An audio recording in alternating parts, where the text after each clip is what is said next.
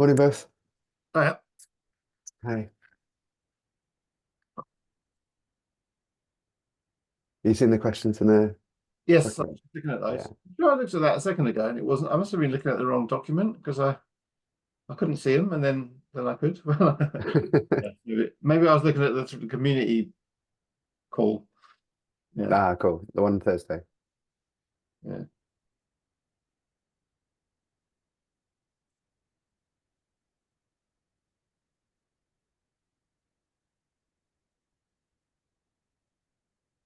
Morning. Hi, Ronald. How you doing? All All right. right. How y'all doing?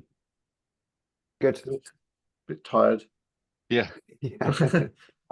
Not Thank not because it's early now. I was just I made the mistake of booking 2 days in Leeds with a client when the train line from King's Cross to Leeds is out for two Oh, days because they're doing some major engineering work. So there's no trains from out of North from King's Cross to Leeds. So you have to go like in a so really bus. I have to go like the alternative route's not too bad. I just like go via Sheffield and then cross country. Yeah. But there's like 200 500, several thousand other people who have to do the same thing. So the trains were just an absolute nightmare. Oh, I'm sorry. It's one for the books, isn't it?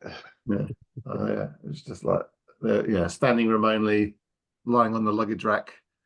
I don't know, riding on the Been roof. been there. It's not fun. Morning, everyone. Rita, Ed, Nuno, Anna, and Glenn. Thanks for putting the link. No problem. You okay to share it? Yeah, Yeah, great. thanks. I added those little ref things. I saw you and others were busy, but anyway, thanks. Good shape. So yeah, if everyone could sign in as usual, that'd be great. Oops. Oh, Right. I messed that up. Sorry. Not you have an Just, excuse, please. yeah. Just the early morning. I can't get used to these early meetings either.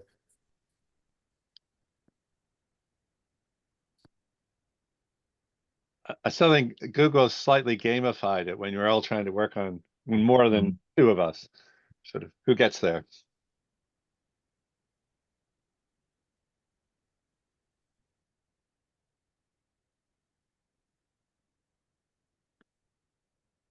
Has anyone started using AI tools to capture the notes? Yeah. So I've noticed people doing that. I'm going to use AI tools to actually do this because like I'm not even here. Tom, it's so realistic. It's not even me. I'm asleep. No, I haven't, but that's be worth checking out though. I know some Yeah. I know some people have tested a few of the tools, including the one in Zoom, and have had mixed results. How about you? Well, there's projects that I'm involved in that's using something called Otter.ai, and I was a bit skeptical about it. But actually, does a pretty decent job. That's good. Well, Glenn, or someone enabled transcripts, which is actually part of that. It's at least voice recognition and then some sense checking. Right. But I think there's a summary tool or so. There's some AI things here, but everyone's, it's still an evolving area. I mean, look how realistic Tom is, but there's still some glitches, obviously. Yeah. No, I don't. That's not Tom. No. I'm much more handsome in real life. Exactly. That's how we knew. So good morning, Rita. I hope things are well your way. Yeah, everything fine. Good stuff. We'll kick off. It's good to see you made some comments and questions. Yeah. Nuno, Nuno and Anna and Nastasia, hope you all can hear okay, and make sure you can get in the document. I'll republish it. Good. And please, everyone sign in and we'll kick off. So a few of us were in Washington, D.C. a few weeks back. Glenn and Tom and Rita and myself. And it was noted once again that it's a little tricky sometimes for this time zones over here. continental and UK as well. So this is an extra one, and we thought we'd give it a try and then potentially have additional catch-ups as we evolve this technical spec for 3D and what will become Presentation API 4.0. So we have some things on that. Glenn, you kindly posted a video, and if hopefully everyone's had a chance to see it, and if not, you can catch up a bit afterward. And we'll be going through some of the points today. So without further ado, let's see. So in the top part of the agenda, oh, I guess we should also do the usual. Do we need notes for this as a catch up? What's the thought? Yeah, I'll take some notes. We're hoping Karina could join, so maybe we can share the recording and I'll take some notes as well. That's very kind, thanks. And let me know if you need backup or something. Here's Karina coming in now. That's great. Great. So, hello, Karina. Hi, sorry, I've just been running to the university, so I was just arriving. Thank you. Not a problem. We were just warming up. I've put another link to the agenda. Please sign in, and you are already in there with questions, so that's good. Good stuff. Okay, so broadly, hopefully you've seen the video, and then there are some links for reference of how this has been evolving in terms of reorganizing the manifest, guidelines, and what will be involved, the acceptance criteria, and some code sandbox, which is, you know, a development area where some of this has been worked out. Ed, I think you've got a lot of people started on that early on, and we're still growing in that. So are there any sort of background questions before we, you know, just sort of how we got here and et cetera, and then we'll dive into the specific questions, which you can add to the agenda. Just put a question in or comment in your name. But anything we need to clarify for those who haven't been here for a while? We have some people who are new and representing different organizations. Anyone? Especially for newcomers, I think.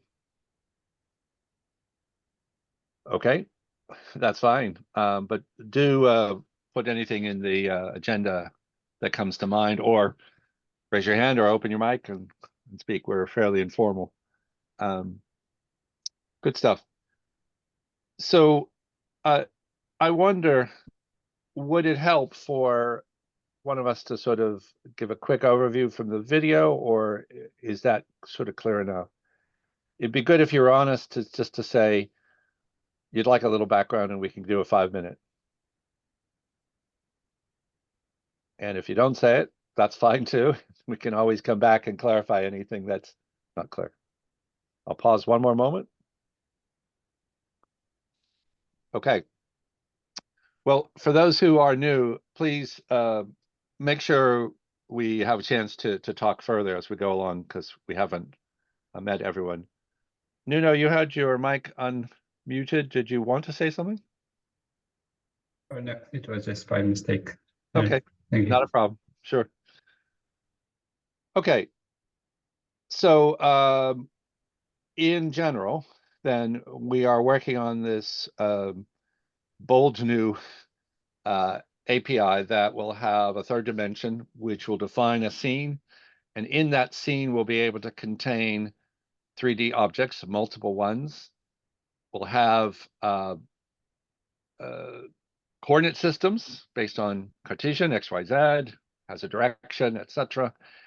And we'll be able to eventually put in 2D material, audio and video material. And in the video, Tom, you said we at least have the idea of having a time element as well, which should need for any time-based things like audio and video.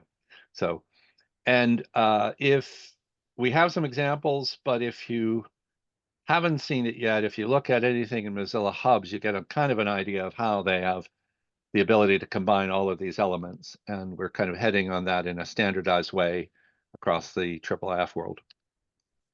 Okay, so to the questions. First, a remark from Rita. Do you want to read it? Yeah. It's really just a remark. I saw that angles are not defined consistently, if I understood correctly. So at the value for the field of view of a perspective camera, there it denotes the full angle. And in another case, in the case of the spotlight, the property angle denotes the half angle. So there are two different properties. So it's not a major problem, but if consistency is possible, it may be easier. So that's my remark. We did spend, I can't remember how long it was, but we did spend about half an hour or so wondering whether the spotlight angle is the angle of a cone or double the angle of the cone. And I think it was just with reference to implementations in different 3D engines that I think we just picked the most common. But I mean, as you say, it's just like, it can be either. It's a detail, but at the moment, it's so that the angle of the cone is the value that is given for spotlight, and the field of view is like a 3JS, the vertical angle of the field of view. But that is, that's like we can. It's just a lot. So I don't know. I guess that's the kind of thing we should probably raise an issue for that and see what the consensus is. But yeah, it was, like I wish Julie was here, but it's way too early for Julie. So she probably remember better why we landed on it being the angle of the cone rather than twice the angle of the cone as the value. I think because it's that mathematical property, the angle of the cone. But if it can be either of those things in the spec. Yeah, because I'm thinking more, from the user perspective, and if you have in mind, okay, it's always the half angle or always the full, it's easier. Otherwise, you have to go and look it up. So instinct would be keep it at half angle, because then that gives you a little more capability. But Tom, we're just going to note it as, let's check for consistency and go from there. Yeah. If one of them prefers half angles, adopting a consistent half angle gives us both. Well, I think it would be odd to have the field of view defined as the half angle. That wouldn't be normal practice. True. But it's whether the angle of the cone defines the spotlight angle, or whether where the angle of the cone is defined as the distance between the whatever that point that line is and the edge. It's true that field of view would normally be half angles, but it also shouldn't offend anyone. Anyway. Well, sorry, but is there a good argument to keep them different? You're wondering. I'm wondering. So I thought Rita's point raised, at least, should we be consistent one way or the other? I don't know. I mean, whichever people feel best, but could I ask maybe, Tom, would I ask maybe to kind of bring it from the other side, because I saw that in the video you were making a lot of references to 3GS, so maybe a good way to justify decisions is to say it is well established in this library that way. So how does 3GS does the? Well, I was just looking at 3GS, and as far as I can see, it does define it as the full angle. And it doesn't actually say it explicitly, but it says the angle of the spotlight should be no more than math pi over 2, which is 90 degrees, which implies like I don't know. Is that? I'm not actually sure what did 3GS said? Sorry, could you remind me what? I'll paste it in here. Hang on a second.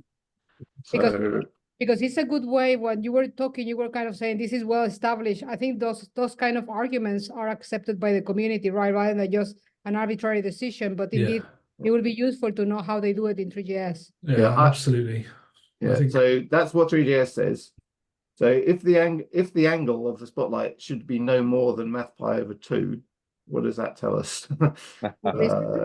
Which is, so it should be no more than so 2. Yes, that's 180. So it makes 180. Yes. So more than 180. If you imagine right? the cone of the spotlight is going like that with the angle. More than that is like going back on itself. Yeah. Right. Well, no, It's shining light backwards as well as forwards. But math And then pi it over wouldn't be a 2 spotlight. radians isn't that 90 degrees? Pi over 2 is 180 because 2 pi is 360, right? So pi over pi half pi is 180, Yeah. right? 2 pi is 360. Isn't it 90 degrees? Sorry, 2 pi is 360, half pi is 180, which makes full sense, right? You never define a light which is opens more than the 180 degrees. It makes no sense, right? Because it starts shining back. Well, it wouldn't be a spotlight then. Yeah, that's right. That's It would be correct. ambient or something. It would be a very weird But- light. but pi over 2 is 90 degrees So in radians. could I propose we just take the point Karina made?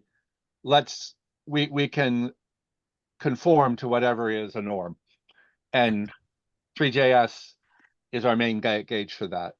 And if it's inconsistent, so be it. But if it can be consistent, then that at least addresses Rita's point. Is that okay? That is right, because I also, one of the comments I was making is precisely on that kind of line, right? That the people that so- work with graphics have a way of thinking, right? So following that way, it helps a lot for people to comprehend what you're trying to specify or let them specify. Yeah, and we're hang getting on. some votes for 90 degrees, but actually we don't have to solve this here. Mhm. We just have to bookmark it to come That's back. what I always get confused about. Yeah. I make the same. I'd rather just figure it out if possible. So Well, you know, it almost doesn't matter, Ed, because we're going to follow whatever 3JS norm is. Right, but it's not like crystal clear what 3ds is saying, because it doesn't say, it Okay. doesn't define the angle in those terms. It defines it as what it should be no more than. And pi over then 2. So pi over 2 radians is 90 degrees. is Yeah. pi over 2 radians. Okay. I think it would be good if we don't spend too much time, but we can work in parallel if you want to keep working on this. So 90. Yeah, you're right. And so and Tom, you think it implies the half angle as well? So if the maximum angle of the cone is 90 degrees, a right angle, that implies that like a full, a cone that is covering the entire scene is what is 180. But so to me that suggests 3JS uses the half angle of the cone, or the angle of the cone mathematically defined. Right. But is Gotcha. it, sorry, is it still a spotlight if it is 180 degrees? Well, I guess that's the extreme case. So imagine like a 179.9 degree spotlight is still a spotlight. It's just, but it might as well be a, it's yeah. So the other point of this is at some point we should satisfy how 3JS defines angles for cameras, which was the other point. And do we want to resolve that now, or do we want to bookmark it? And I think we bookmark it, Ronald, because the comment that I put as well is similar. It goes into that into that line, right? Yeah. How to programmatically define things into this space. Yeah, so and it is something to go with those kind of issues. I think we ought to also make sure we have time in this session for those who are new, just make sure we orient everyone, because our purpose here is also not only to keep this going, but to make sure everyone on this side of the pond is able to connect with what we're doing. ChatGPT reckons it's the full angle, not the half angle. Well, there is some differences between implementations. So it's like, do we do what 3JS does, or do what Unity does, or do what X does, or Y does? So it sounds like 90 degrees is the full. We can prove it by making a little, example. But okay, but if we move on for now, I mean, who's going to argue with ChatGPT, Ed? Well, I used this recently in a similar situation. Someone was, Fair enough. I was just like, well, you're wrong. Okay. So just one thing. So I think to take this forward, what we need to do is, as Tom suggested, create a GitHub issue, because I think Rita's point about consistency is a really good one. So if we create this issue, and then we can note down kind of the results of the research, and then hopefully get to a consensus. Yeah. So Rita, if you're happy to create the GitHub issue, if not, I'm happy to create it. Yeah, because you know better where to put it. Okay, So I would I'll create it prefer and I'll that that's share in the on the right CD. place and not. Yeah. Oh, Yes, yeah, I'll create it, okay. Vince raised a really good issue as well, which needs to be moved to the API repo, but so I can can do later. Thanks, Tom. It's in the 3D repo rather than the API repo. Exactly, that's the point I'm making here. Yeah, so I'm glad if Glenn creates the issue. And thanks, Rita, for waking us up on this. Yep. Good. And we'll get to your wake up, Karina. Let's get to the second one, Rita, you put. Do you want to? Yeah, I'm not sure whether I understood everything correctly here. It concerns the polygon set selector. There you give this the position of the 4 points of the canvas. Yeah. And maybe it's a more theoretical thing I'm asking here. But what happens?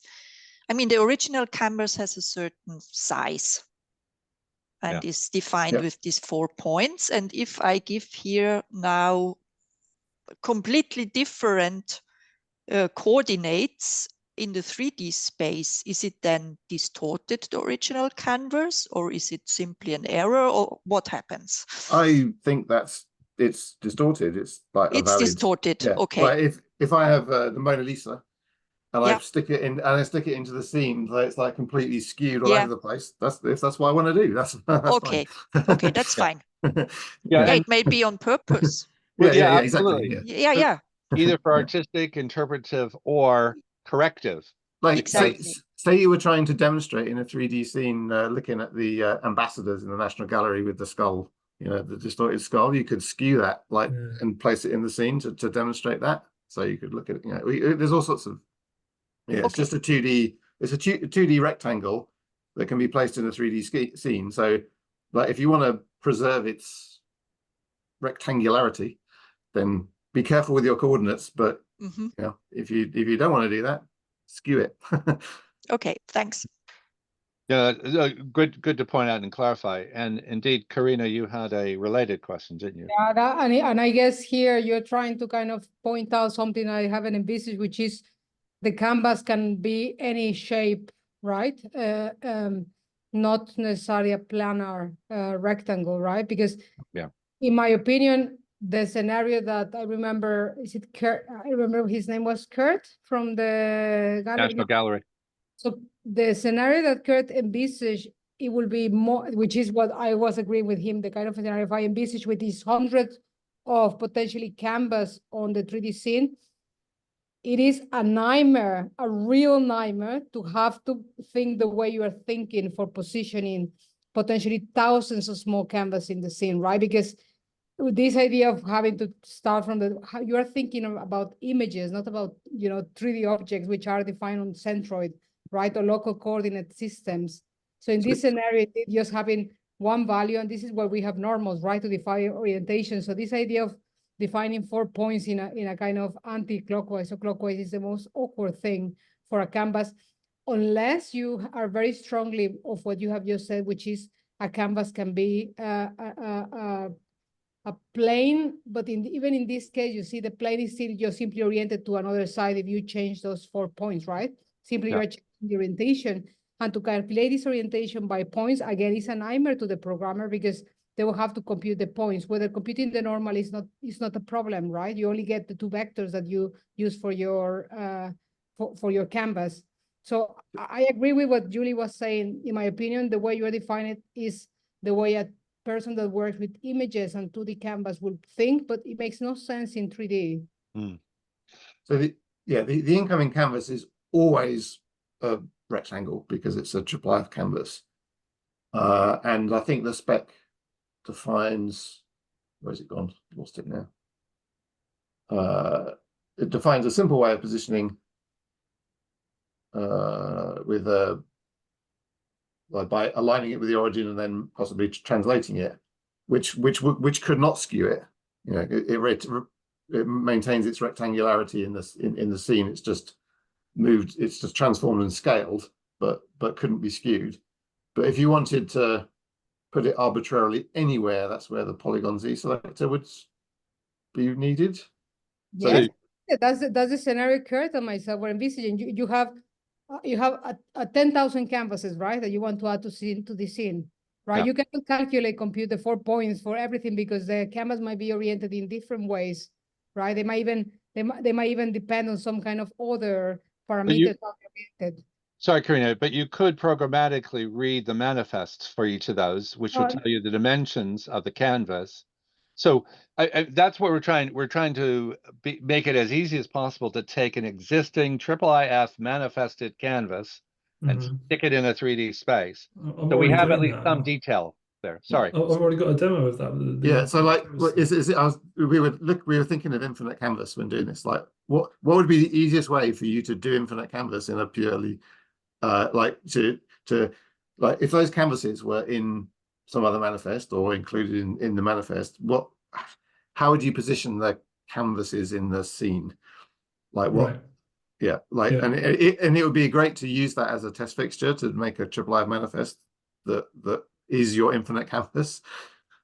Yeah, so we Ed, I actually demonstrated it for the assembled. Since you weren't there to do it, I did it for you. Thank you.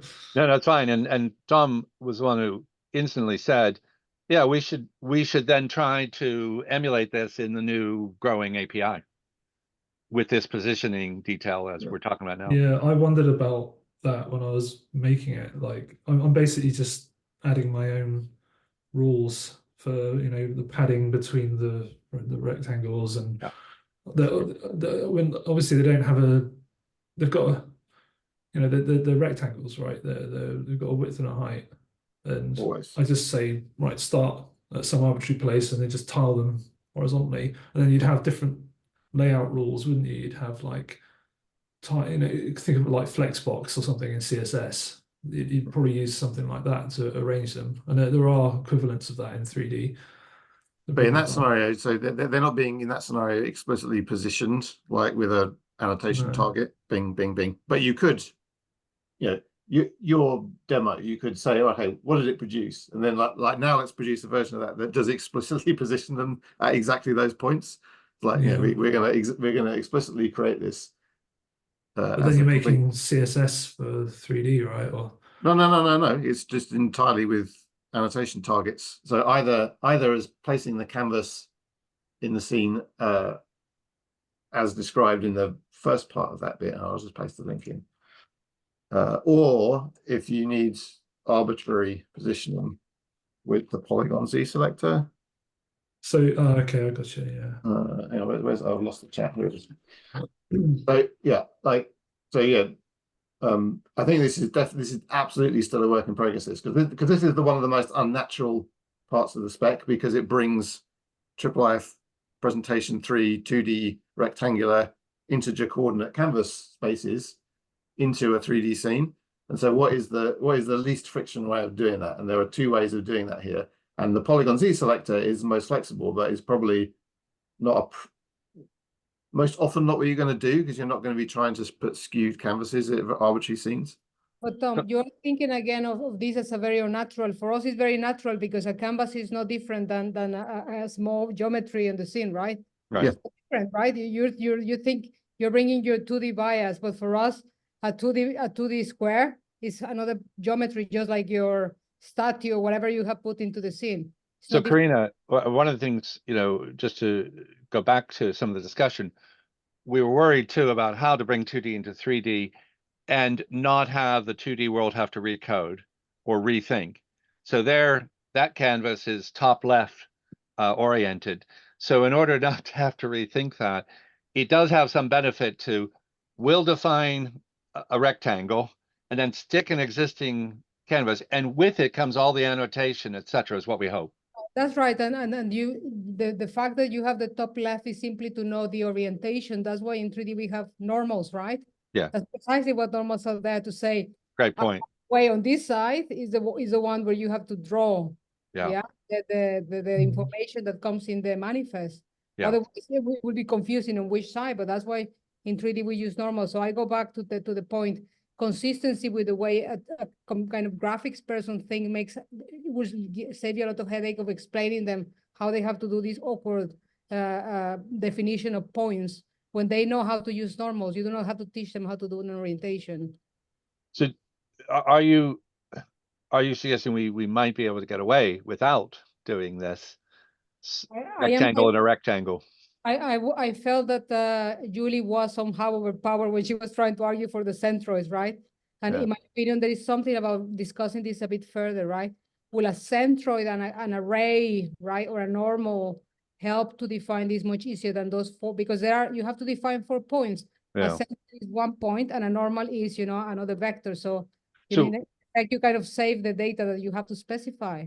Well, normally you'd say, I want to put something in a 3D scene, therefore put it at this point, X, Y, Z, and give it this transform, like this scale, Yeah. this, and that would be how you do it Yeah. normally. Yeah. So in this scenario, it's like if you do that with a triple out canvas, you say put this thing in the scene at a point. What's the alignment point of So as a rectangular piece of geometry, you'd assume it would be the centroid that's placed at the point. Yeah. So this description currently is placing the origin, because there are kind of two competing principles. One is like alignment of origins. Yeah. Because and one is The orientation, right? What is he looking at? yeah. So that's why you have a normal, right, Tom? If you move the normal, simply the way that this thing is facing changes, right? Because the normal defines the orientation of that plane, right? It's a bit like specifying the rotation, but in a simpler way, because rotation, you require your angles. Yeah. So, I mean, one of the examples I gave was a real proposal that hasn't come to light, which is to recreate the Medici Palace in Florence with pieces all over, and lots of paintings in National Gallery London already scanned. So they have XY, origin top left. The advantage of this thing is read the dimensions of the canvas, give me a box that's the same dimensions. I know I'm in 3D world. I know where the center of that is. I don't have to think about that anymore. Stick the existing canvas in those exact dimensions. We're done. So without having that kind of two aspects, we have to read the canvas and orient it in a center that it doesn't know about. So I think, again, so maybe we don't have, just like the point before, we don't have to decide now. I think these are issues that need further thinking, right? Good point. I think they all of these need implementations to like how, how does this feel to implement? Yeah. And it's not decided. This is like No, the this very is work in first progress. the very first scratching that a temporary draft first attempt. So it's like getting down on paper. And I can tell you, from experience of trying to code these things, they are very complex if you have to determine by hand those 4 points, right? Yeah. Because you're moving in the scene, and you not always have one geometry. You so many times have many geometries to deal with. So, Yeah. the complex scenarios are hard to think when you're programming and coding. Centroid is far easier to deal with. Okay, so let's mark this. And again, Glenn's point, we should probably get a GitHub issue going Well, on. for this one though, that there is an existing GitHub issue. Which sorry. Which we would could apply to that. Let me just find what issue it is. So I will say again that the advocacy for being able to skew something is still, I think, worth keeping in mind. So as we go forward, so being able to define different dimensions to stick a canvas in gives us more flexibility, I think. But I don't think that's a knockdown, drag out argument. So the polygon Z thing selector, it's 1, 2, 3, 4 triplets. What do they represent? X, Y, width, height?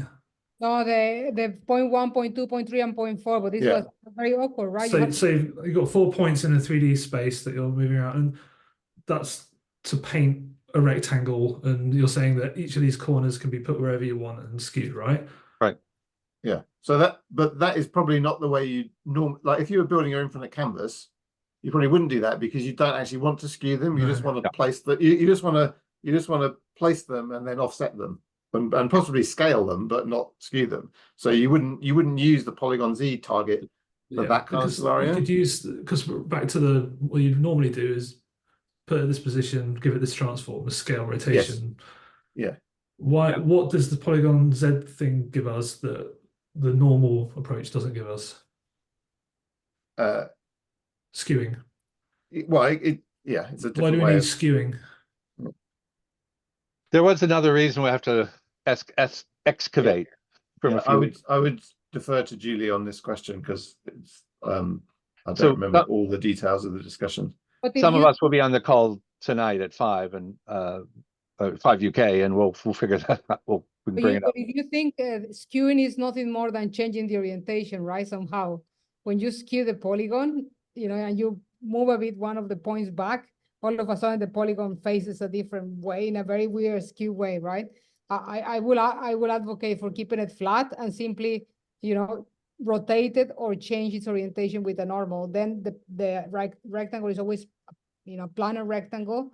And it simply can be oriented in a different way. Because Yeah. I think the usual way that you skew, it's very uncommon, I think, to skew a 3D model. And it's like you were saying, Karina, about 2D bias. It's, for me, these are just geometry, right? They're rectangular, but they're still just geometry, like a cylinder or any other 3D object. It's not a special case. So normally, I think if in the very unusual case of you wanted to skew a 3D object, you do a matrix transformation on it. That's how you can achieve skewing. Well, okay. So I'm not sure this polygon Z thing is really. I'm not sure what's driving why we need that at all. I'll have to look at the notes and the issue. Why don't we park that, put in a bookmark? We've identified some queries that we'll have to come back to. Sorry, just before we move on, could we find that issue just so, because I want to make sure that we keep on hold of this. So, well, I think this is the parent issue. I'm just trying to find the. Well, you mentioned hubs, right? You're trying to create a kind of hubs type experience.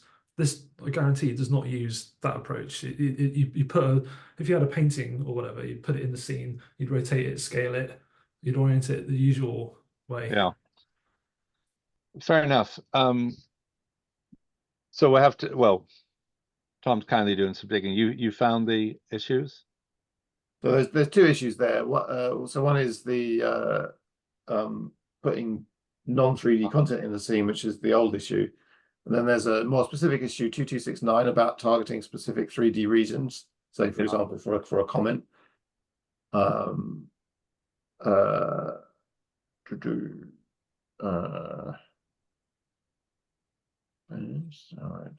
there's something about well, there's a Stack Exchange reference, Polygon Z. Why are you using that, not Polygon? I don't know if that's relevant.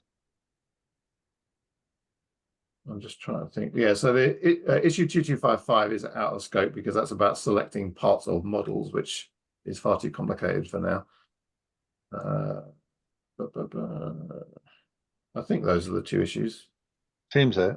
I'm just trying to find a specifically canvas issue. And I think there was a question of what transforms it would have without the Polygon Z. And that's, I don't have in my head, have to look that up. Well, so we have our scale, transform, translation, transforms. Yeah. That's more complicated, right? Will you allow somebody to scale the canvas? That is a more complex question, right? What will you look if you scale a canvas? Because here you're not scaling the polygon, you're scaling the content that is written in the. But I think it would be extremely unlikely that you wouldn't have to scale a canvas to make sense in any 3D scene. Yeah, absolutely. Because they just don't have any kind of alignment of dimensions. Like say, maybe your default scene uses like a unit meter, but the canvas dimensions are like 10,000 by 8,000. You want to put a painting in that scene, it's going to be a big painting unless you scale it right. Because they're just completely different dimension systems. So the alignment is with the origin, and then like you would almost always have to scale it. It would be really odd not to have to scale it. Yeah. So just as a way to take this forward and move on, I'll sorry. try and note this discussion, I think probably on 226, which looks the most relevant one. And then maybe we can discuss it in the 3D meeting tonight, and people will see the response on GitHub about what we do with it. Sounds good. Is anyone in this meeting able to make the later meeting today? Rita, you said you were. I am. I'll be there. We'll try it. I have to get the kids to their class. No, I understand. That's why part of why we've invented this meeting, and it won't be our last. So, good stuff. Well, so there is a quick question from someone.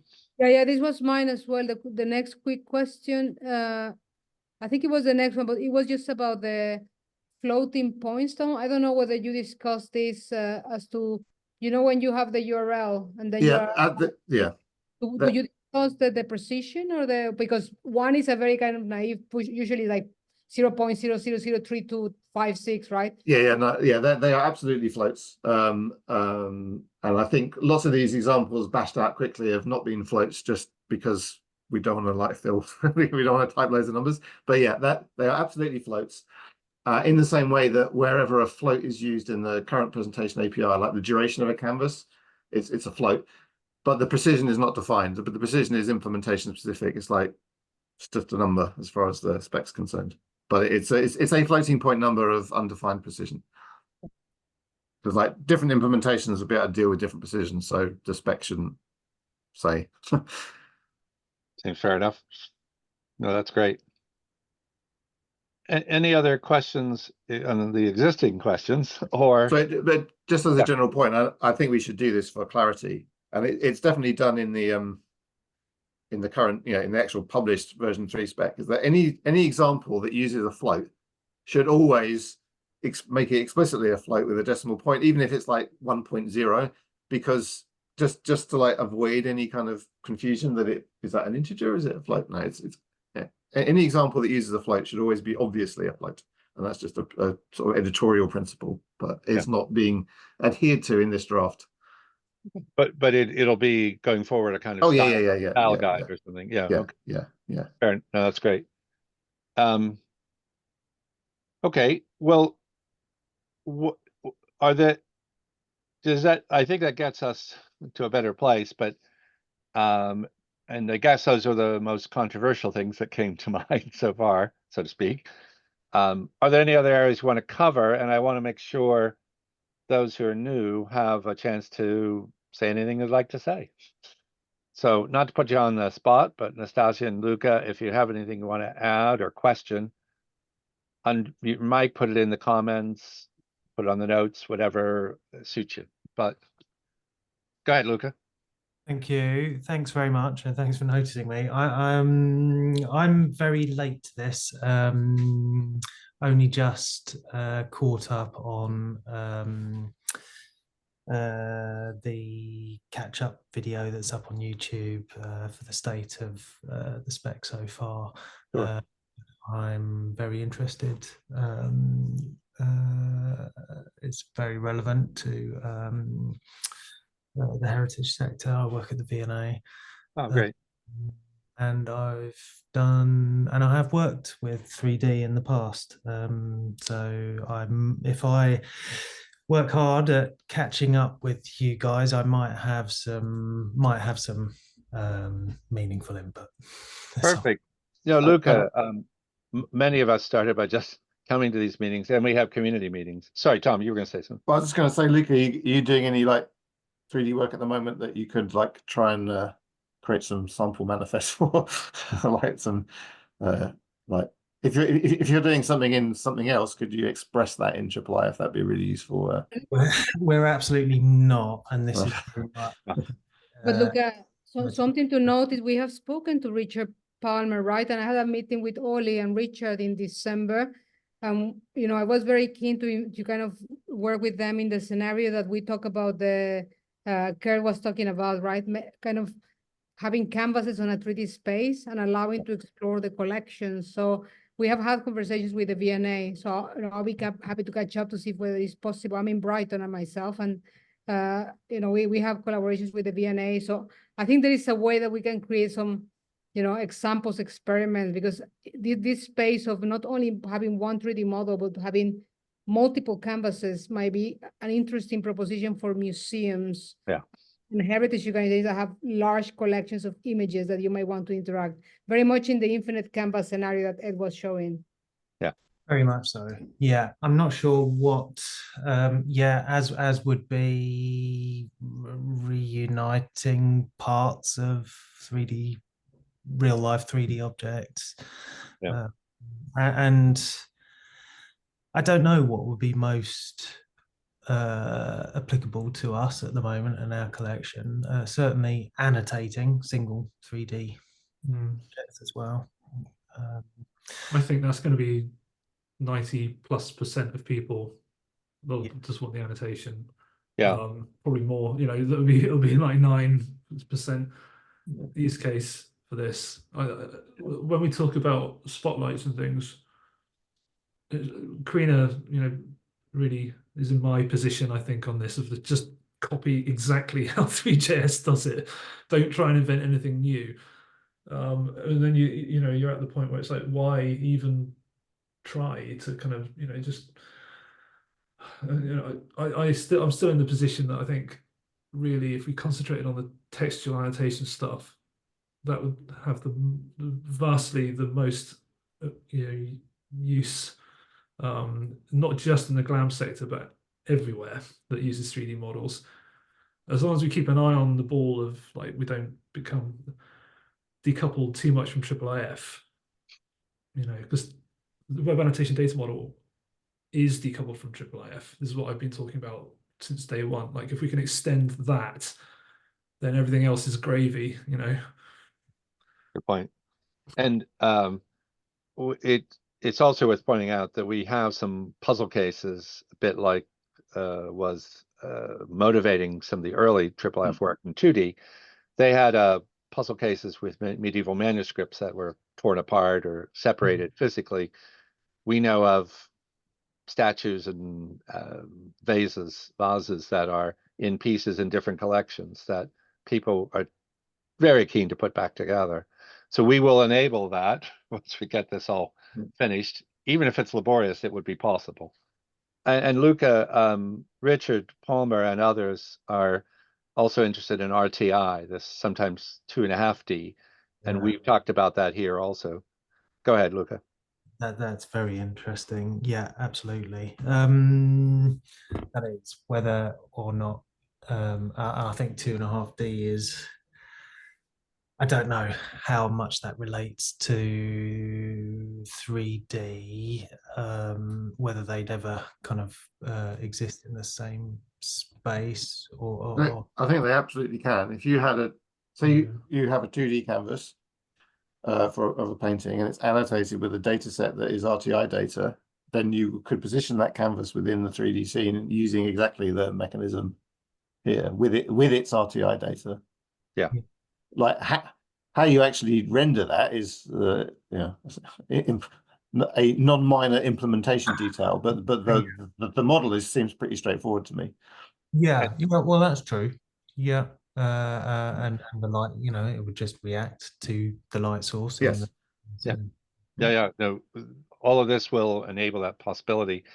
Ed, you've talked about it a lot also. And just to note, the reason, if it's not clear, why we keep talking about 3JS is it is the basis library for the majority of 3D viewers we know, including the one Ed's the lead developer on, the Universal Viewer and LF. And anyway, Smithsonian. Well, Google Model Viewer, you know, that's far and away the leading open source object viewer online.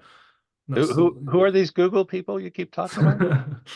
Yeah, some company that's going down the pan at the moment. That's what I've heard.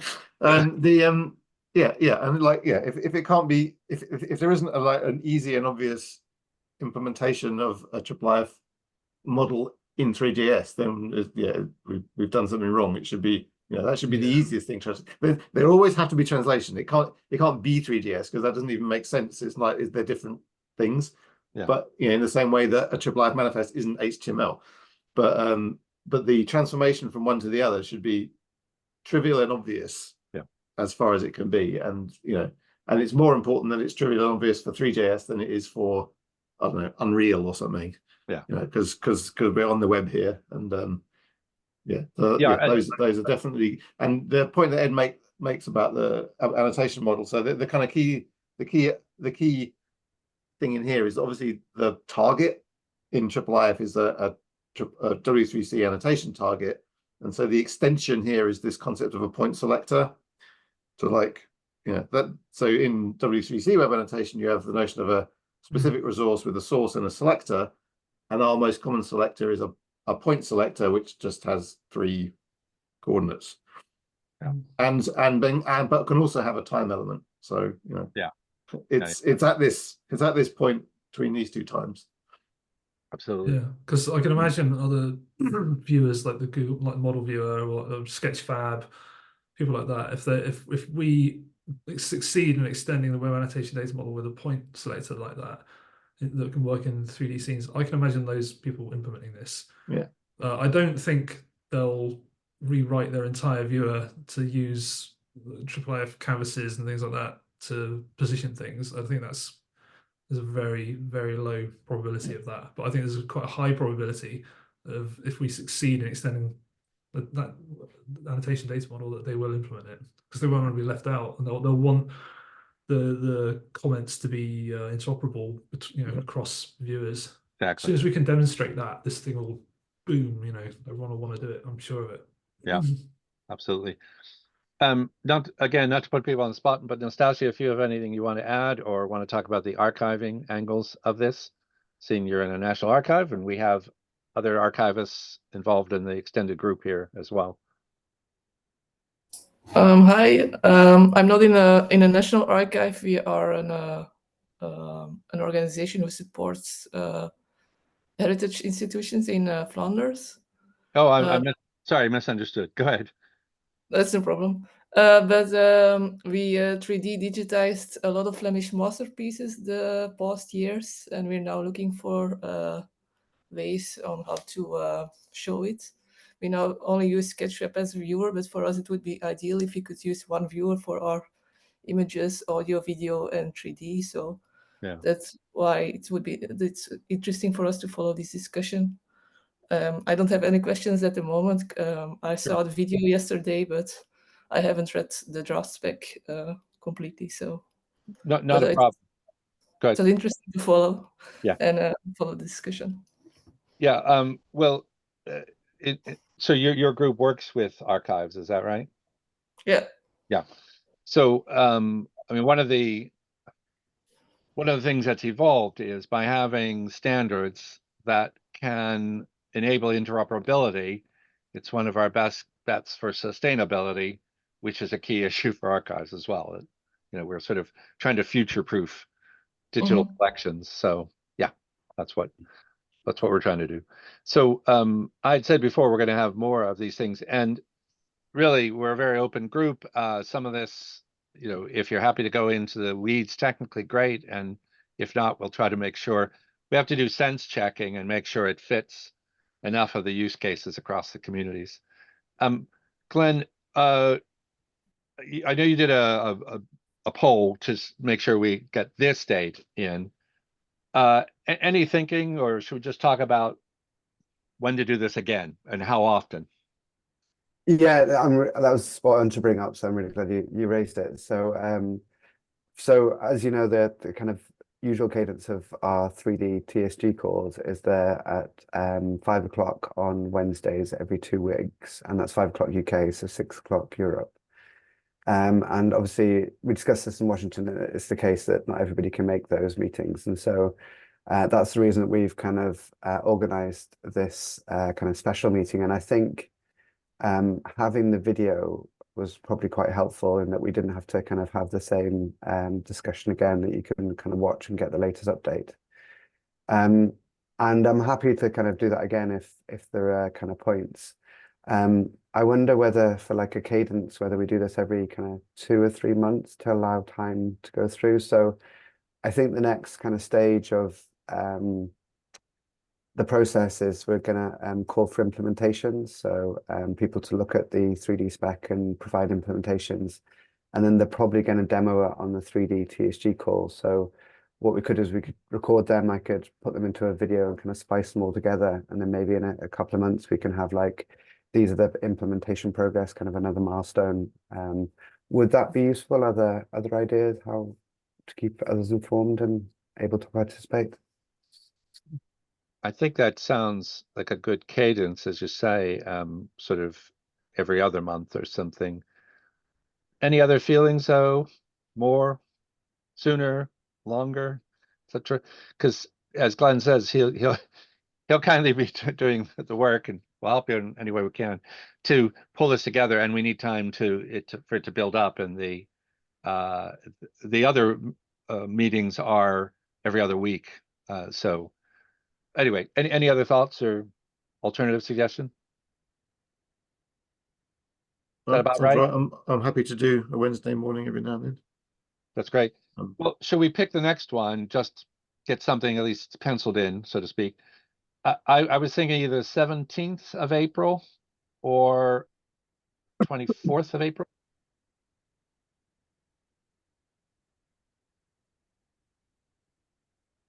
17th all right for me.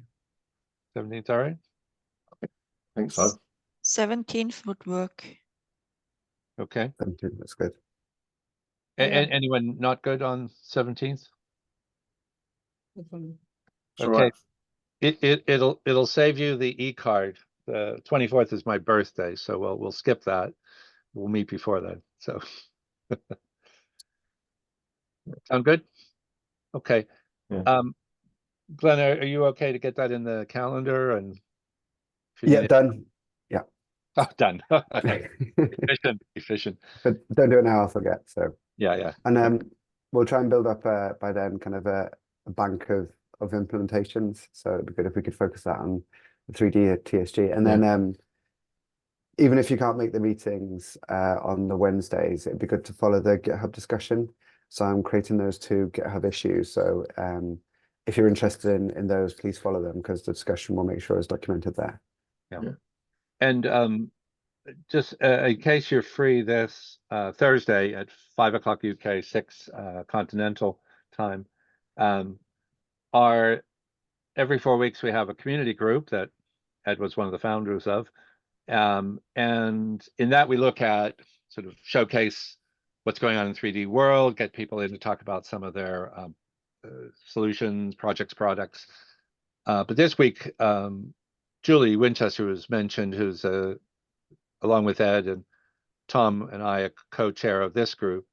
And she used to co-chair the community group. Anyway, she's going to help go through some of the tools we use, including this code sandbox and etc., in the experimentation we're doing to build up this spec, because we need a lot of demonstrations. And so we'll do a catch up where we are for the community group on the technical spec work, plus the look at the tools for the development and experimentation. So you're welcome to that. It's in the community calendar. Glenn, I sent an email or a Slack message to Caitlin. There are 2 listings on Thursday, and one of them's the old Zoom link and one of them's the current one. But in the 3D channel, I put what I think is the current link. So I don't know if you have. I don't know if you have any. If you don't mind, just with Caitlin and work out which one it is. Sorry, I can send it to you too. Anyway, I hope that's clear. Any other comments, Tom? Sorry. I was just going to say, it would be really good to have the infinite canvas demo. Maybe not like everything, but it's like 6 canvases or something. Bang, bang, bang, bang, bang, bang, just in 2 rows, just to demonstrate how the positioning works and explore what that actually looks like as a manifest. Yeah, because it was that demo that's like, you'll notice in the spec there's a new concept introduced that a IIIF canvas has a background color. Yeah, and it's like, well, that's essential if you're going to go around the back. Like, do you see like as if it was on glass, you see the inverted image, or do you see the blackness as you do in the infinite canvas demo? So, and it's the or we could invent this space intentionally blank. Well, then you'd have to put another canvas on the back of it that's facing this way that has that text on it. Bad idea. But yeah, it would be really good because it's like it's an easy to understand implementation, or rather an easy to understand use case. It's like, I want to put some paintings, stack them up like this, and like, how do I position them? What are what does that actually look like as a real world manifest with like, actual numbers instead of 1 0 1 1 1, just like fake numbers for the coordinates, or the what scales and transforms are going to look like if you position them that way. Yeah. Or other ways of positioning them if that might be better.